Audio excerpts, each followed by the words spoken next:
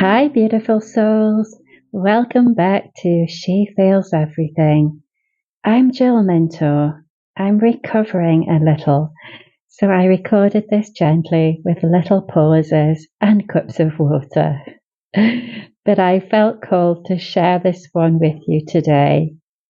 This episode is about the beginning of the spiritual journey, the moment a door opens inside you and you start to wake to something bigger. It's often tender, confusing, and sometimes a little scary. So let's settle in together. Take a breath, make yourself comfortable, and let's begin. Spiritual awakening doesn't always arrive like a sunrise. For a lot of people, including myself, it comes like a crack, sudden, sharp, and transformative. Often it follows something difficult, an accident, an illness, the loss of someone we love, a shock, or a moment when the rug seems to be pulled out from under us. For many of us, that moment is what opens the door. And when the door opens, the world changes completely. It can feel like the air has shifted. Things you used to treat as background suddenly feel meaningful. A colour seems brighter, a bird call more intimate, a stranger's glance like a message. You find yourself seeing layers where before there was only surface.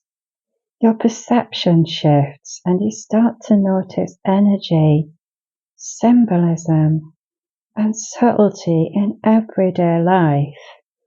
I know that's when I started sort of seeing signs might be like feathers on the ground, or that's when you start getting messages through adverts like on the TV or the radio, and you see numbers coming up everywhere, double and triple numbers, or the time on the clock might be significant, like 222, 444, things like that can start appearing more and more when you awaken on your spiritual journey.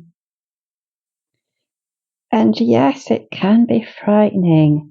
You feel oddly unmoored. You may feel alone, even in a room full of people, because you're moving through a landscape others can't quite see. You wonder if you're losing your mind, or if you're simply waking up. There's a tension between the awe of what's happening and the fear that you can't name it. It's also really common to feel physical changes at this time. Tiredness, sleep shifts, heightened senses, or an increase in sensitivity to sound and light. Your nervous system is recalibrating. You might feel waves of emotion for no obvious reason. This is all part of the clearing that's happening. What's being held inside needs to move through so you can make space for the new. I know sleep disturbance is a very common thing to happen. And also the other thing that can happen as well is dreams. You can start getting really, really vivid dreams. And that's interesting too, because it's usually when, that's when I was starting to get my, what I call downloads, messages from the universe, and it would come in the form of dreams, because that was an easier way for the universe to get messages to me at the time. I mean, for me, that doorway opened after my dad died. That was really the start of my spiritual journey, my spiritual awakening. The profound loss cracked something open inside, And it was painful at the time. It was quite a painful experience and very traumatic. It was, but also a strange invitation as well. I guess the grief made space for something else to move in. And the vision I had of my grandma obviously was the start of all that when she said to be strong the week before my dad passed. It was that opening, that time I needed to sort of get to know myself better. And it was a deep knowing inside, a sense that love didn't end with losing my dad, with losing him. I didn't expect it. I didn't have a name for it. I guess I just felt that somehow everything had changed. From that day my dad passed, I knew my life was going to be changed. In what way, obviously, I wasn't quite sure. But yeah, things started to change from that day onwards, really. I mean, many people experience awakening in similar ways. A spontaneous insight during quiet, a vivid dream, a sudden seeing, or a feeling that you're being guided. It's rarely tidy. Quite often it's messy and uncomfortable. It can bring both relief and a kind of tender terror. You might start to question your old beliefs, habits, and relationships. You might find that old comforts no longer fit. And this is all really, really normal. It's the soul asking for more honest expression, for alignment with what's true inside of yourself. I remember one of the first things I was guided to do was when I was in Waterstones, actually, in the bookstore. I was guided to go to the mind, body, and spirit section, or whatever they called it then. And in those days, I'm talking, years ago, there was a tiny little section of the mind, body, and spirit. It's quite bigger now, but so there's maybe like a couple of shelves, and like that was it. And one of the books I was called to read was about angels, and that's how I started really learning about angels, Archangel Michael, Archangel Raphael. It was yes, I bought a book about angels, and I think at first I was deflecting a lot. I would pick it up, put it away, pick it up, put it away. I wasn't quite ready to read what was inside. And that can happen too. You start your spiritual awakening and your journey, yes, but sometimes you're not ready to go in as deep as the universe is guiding you to do, if that makes sense. One of the other funny things that I can always remember thinking, what on earth is going on? It was when my ears used to start ringing. And this can really knock somebody sideways if you're not sure what's happening. Either your right or your left ear can start ringing. And it's usually it's another sign that you might be getting downloads and information from the universe. And you can think, what on earth? What's this? What's going on? You can think you've got tinnitus, because your ears are ringing. But so if you have got anything like that, you can just speak and, whisper or say it in your mind, ask your guides and the angels to just lower the volume down, and they'll do that.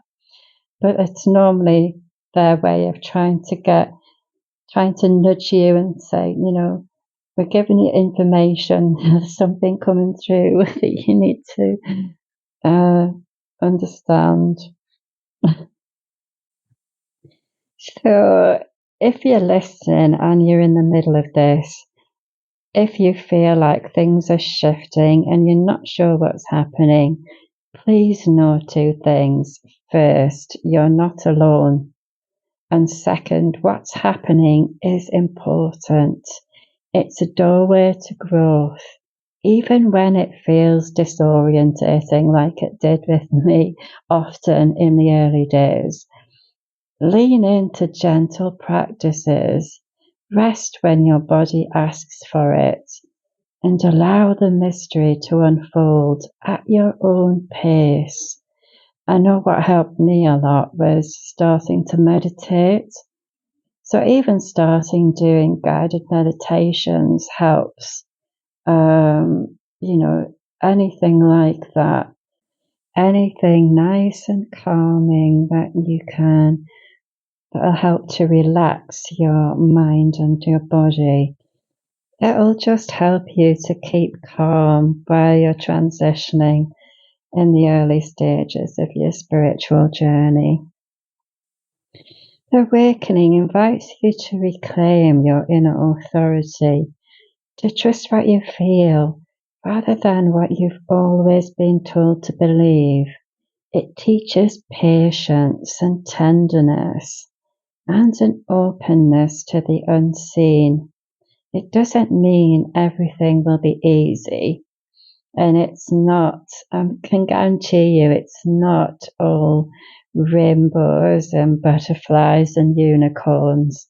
That's what I thought spiritual awakening was going to be, and it's not. It's very much like a roller coaster. But it does mean you're being invited to live more honestly, more fully, and more aligned with your truth. What I would say though is remember you always have a choice. Thinking about the Matrix, this is my spiritual awakening analogy. You've always got a choice. You can either choose to take the red pill or the blue pill. You can stay living the life that you've always had, or you can choose to awaken fully and start your spiritual journey. So the choice is always yours. But if you do decide to start your spiritual awakening, start your spiritual journey, it's an absolutely amazing experience. Yes, it's uncomfortable. It can be uncomfortable. Yes, it can be a bit scary, but it can also be absolutely amazing. So wherever you are on your spiritual journey, I just want to say, I see you, and I'm here holding space for you. So I'm just going to read a little bit from my book, She Felt Everything. And this chapter is called The Vision That Opened the Door. Some moments change us forever, not because of what we see, but because of what we feel. After the initial shock and raw grief of losing my dad, there was something sacred beginning to stir beneath the surface. A door had opened. I didn't realize it at the time, but that fleeting vision of my grandma, strong, calm, and clear in her message, had set something sacred in motion. Even as I walked through the numbness and pain, I found myself drawn to books about angels and spirituality. I was still in the early days of grieving, but something inside me had shifted. I didn't know what I was looking for exactly. I just knew I needed to find something gentler than the world I had known, something that could hold all the things I couldn't name, something that understood the way I felt, not just in my heart, but in my whole body. That's when I began reading about angels, not in a fluffy or fanciful way, but in the most soul-deep, grounding way imaginable. These weren't distant beings floating on clouds.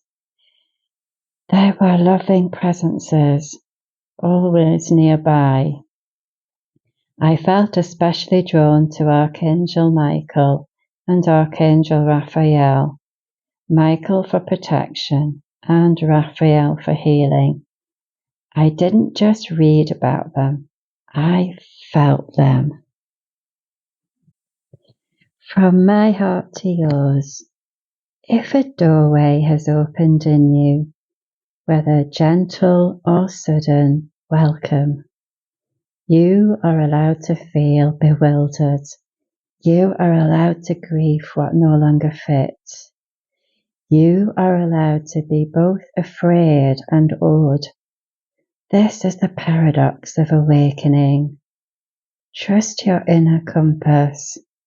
Trust the little nudges, the dreams, the visions, and the quiet knowing that arrives like a soft hand nudging you toward yourself. You do not have to understand everything at once.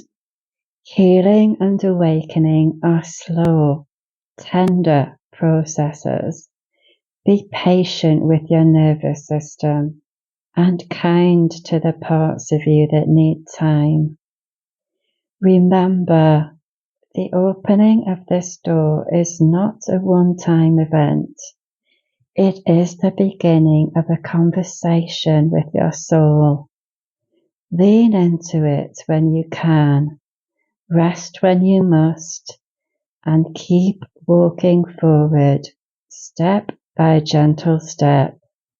You are held. You are loved. You are exactly where you need to be.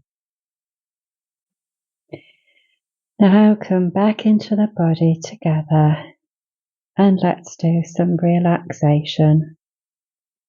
Place both feet on the floor. Close your eyes if that's comfortable, or if not, gaze softly down towards the floor. Place one hand on your heart and the other on your belly if that feels safe. Inhale slowly through your nose.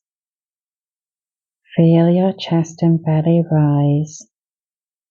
Hold for a moment and exhale gently through the mouth. Let your shoulders soften and your body relax with each breath out. Again, breathe in calm and breathe out tension. Breathe in calm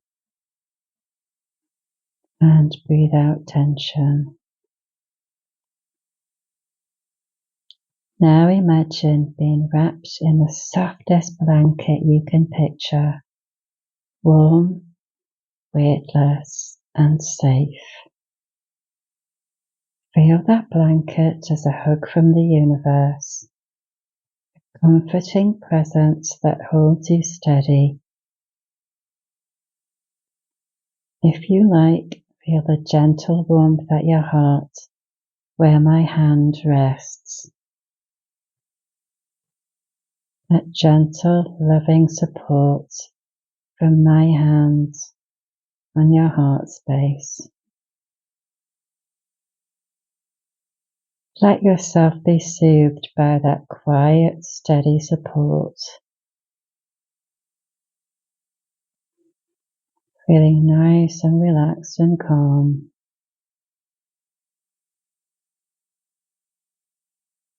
Stay here for a moment, breathing softly, receiving that comfort.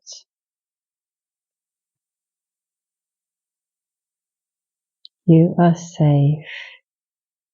You are held. You are seen.